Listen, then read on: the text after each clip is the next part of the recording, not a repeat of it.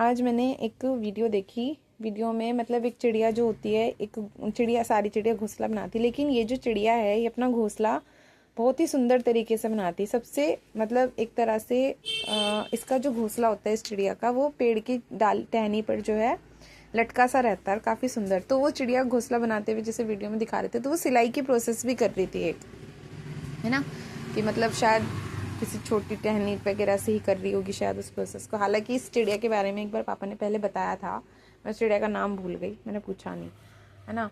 तो काफ़ी सुंदर बना रखा था उसने घोंसले, जो जिस तरीके से भी बना रही थी वो, है ना, अपने बच्चों के आने के लिए इतनी शिद्दत से तैयारी, वाह है ना।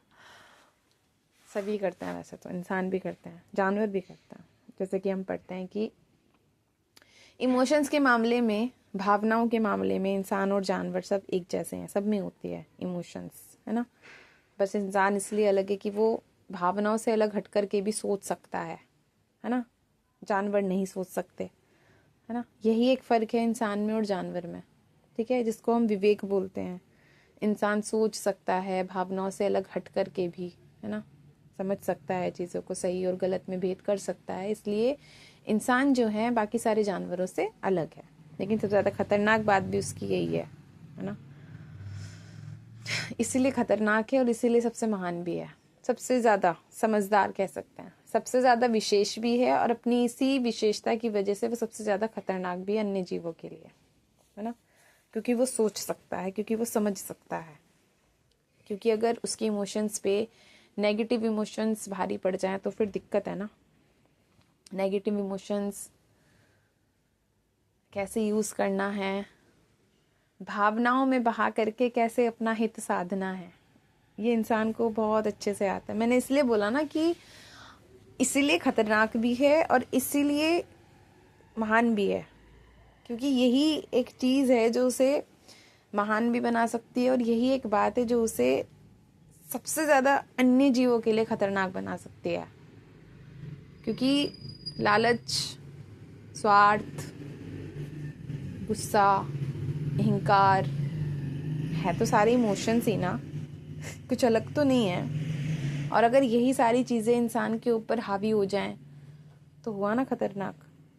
मतलब अगर किसी इंसान को दुनिया को अपना गुलाम बनाना है, दुनिया के ऊपर चढ़ना है, दुनिया को अपना सेवक बनाना है, तो क्या एक तरीका तो यही हो सकता है कि एक तरीका तो ये हो सकता है कि सबको मार मार के, धमका धमका करके, डरा धमका करके अपना गुलाम बना ले। एक तो ये हो सकता है ना, डरा ले कि मैं तुम्हारा स्वामी हूँ, तुम मेरे गुलाम हो, तुम मेरे भक्त हो, मेरी पूजा करो। जैसा हम पुराणिक शास्त्रों में देखते हैं, जितने भी राक्षस हुए हैं उनको इसी बात से तो दिक्कत थी ना, कि वो किसी अन्य देवताओं की, देवी देवताओं की पूजा कर रहे हैं। सारे राक्षसों को इसी बात से समस्या थी, है ना। इसीलिए तो सब उन लोगों को, जो लोग दूसरे अन्य किसी देवी देवताओं की पूजा करते थे, अन्य किसी को मानते थे, तो उनको मार देते थे, और फिर उनको लोगों को मारने का डर अन्य लोगों में बैठ जाता था, है ना। लेकिन फिर बात वो वाली बात है कि इस तरह की अगर हिंसा, डरा धमका करके लोगों को अपने प्रति अपना सेवक, अपना गुलाम, अपना भक्त बनाया भी जाएगा, मान लिया ऊपर ऊपर से करने लगे, लेकिन कहीं ना कहीं, कभी ना कभी उन लोगों के भीतर क्रांति की ज्वाला तो भड़कती रहेगी ना। तो डर भी बना रहेगा कि अगर भीड़ एक साथ बहुत सारी इकट्ठा हो गई तो वो कभी भी उस निर्दयी शासक के प्रति जो है क्रांति कर सकती है, विरोध, विद्रोह कर सकती है। एक तरीका तो ये है।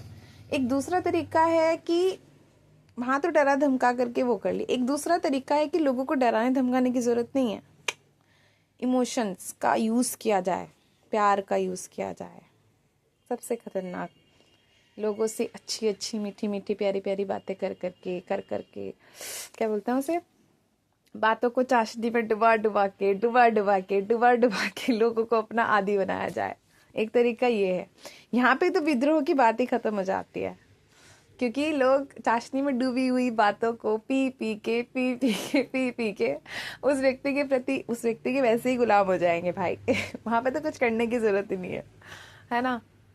खैर, एक तरीका ये सबसे बेटर तरीका है, क्योंकि यहाँ पे विद्रोह की बात ही खत्म हो जाती है। इवन यहाँ पे विद्रोह की बात खत्म हो गई, क्योंकि लोग यहाँ गुलाम नहीं बने, यहाँ लोग सेवक बन गए, यहाँ लोग भक्त बन गए, असली वाले एकदम, मन से भी समर्पित, तन से भी समर्पित, वो वाले। भारत में तो ऐसे गुलाम नहीं, भारत में ऐसे भक्तों की अंधी भीड़ है, बहुत ज़्यादा है। इतनी ज़्यादा भीड़ है कि भारत में इतने ज़्यादा आश्रम, इतने ज़्यादा मंदिर, इतने ज़्यादा बाबा ऐसे ही थोड़ी ना प्रचलित हो रखे हैं। यही वाला इमोशन तो काम कर रहा है सबसे ज़्यादा। कहीं भी देख लो, किसी एक के विरोध में बोल के देखे कोई ना, भीड़ की भीड़, कुनबा का कुनबा खड़ा हो गया उनके विरोध में, क्योंकि वो लोग उस एक व्यक्ति से अपनी पहचान बांधे हुए हैं, है ना। तो जब किसी एक व्यक्ति को इतनी भयंकर भीड़ मिली हुई है, इतना भयंकर सुरक्षा कवच मिला हुआ है ना, और व्यक्ति अपना आराम से आगे बढ़ती जा रहा है, उसे क्या समस्या होगी? उसे आराम से अपने इमोशंस के पत्ते फेंकेगा। खैर, समझने वाली बात है, जो भी है ना। इसलिए जितने भी